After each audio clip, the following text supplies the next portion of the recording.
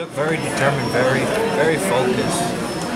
What's up with that? What's going on? You know, you're right. Determined for this fight. This is the biggest life of my career. I got a lot to do in this fight, and I have a lot to prove. I want to prove that all the fans, all the people, that I deserve to be up there in that level, and that I'm here to fight the best.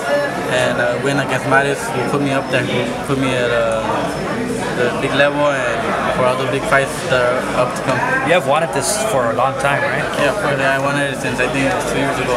I thought I wanted to fight Mares. She said I wasn't at his level, and I said I'm going to work really hard. I'm going to get his level so that one day we can make that fight happen. Why do you call this fight the biggest of your career?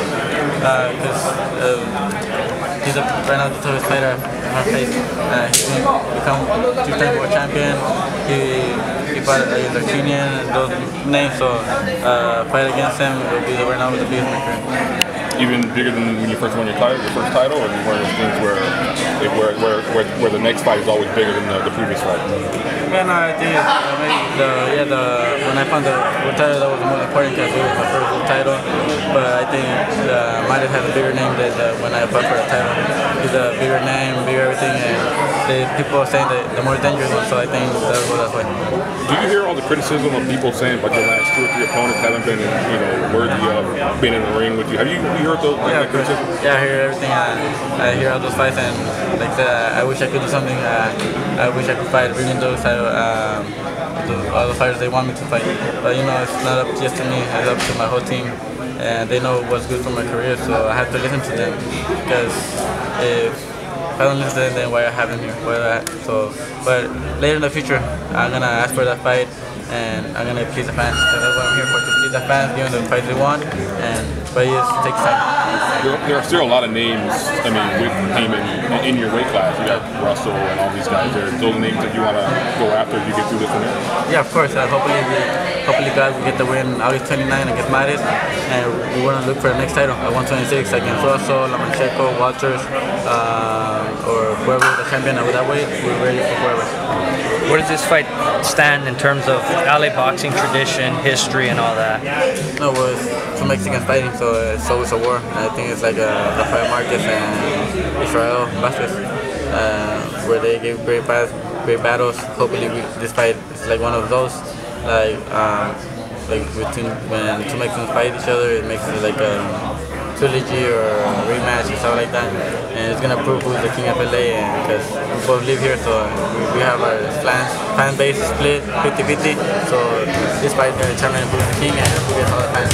How have you seen Abner since his defeat to Johnny? I've seen him a little bit, not the same as before.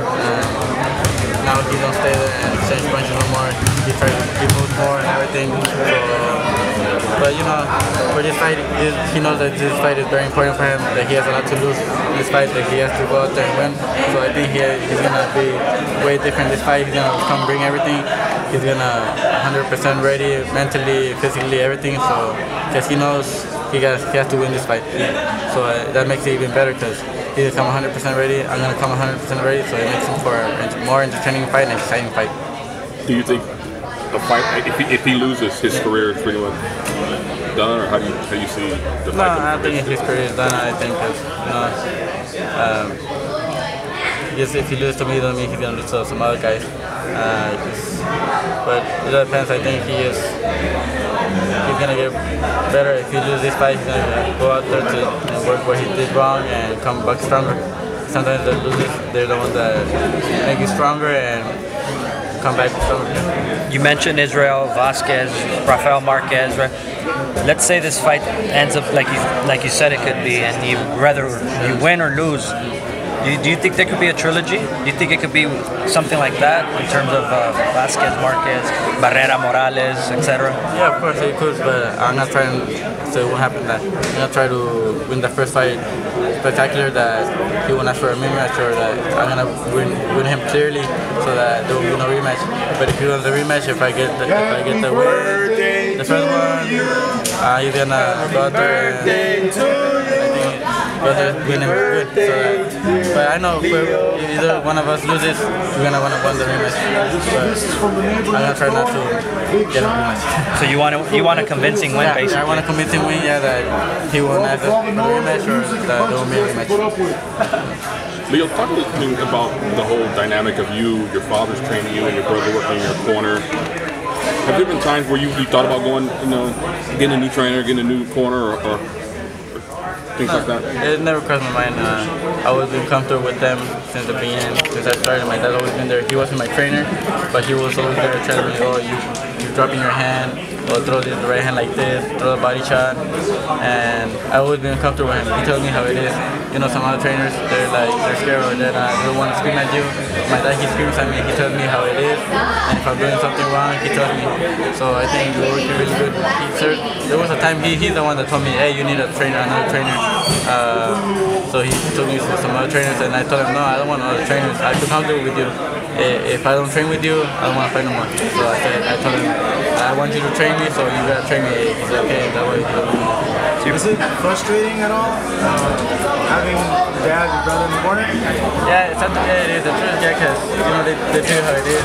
They get mad at you, they scream at you, they tell you stuff you don't want them to tell you, like you're not doing good, you have to throw more punches, stuff like that, and they get you angry. But it just gets me angry right there when I'm sparring. But at the end of the day, it's for my own good, and the next day, like if nothing happened. In other words, your dad getting on your ass pretty much is beneficial to your training and all that? Yeah, of course, yeah, because he makes me work harder. He made me do stuff that I probably wouldn't do with another trainer, because he wouldn't scream at me or he wouldn't push me as hard as my dad does. Because my dad, he's not scared to scream at me. He's not scared to push me hard. He tells me how it is, and sometimes that's what you have to do, push how it is and tell you straight out.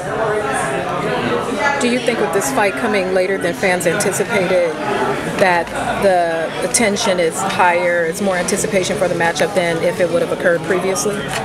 I don't know, I think it probably would have been the same thing, because we're still both at our point, and I think it would have been the same thing as if it would have happened like 2 years ago.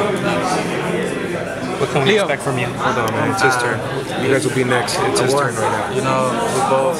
We both gonna get the win. We're gonna go out there and we both wanna show the world that we're the king of LA. We both wanna be here, king of LA. So I think we're gonna go out there. We're gonna give the fans a great fight and just a war, like our Mexicans do. Leave it on the ring, bloody fight, and toe-to-toe, exchanging power punch and everything.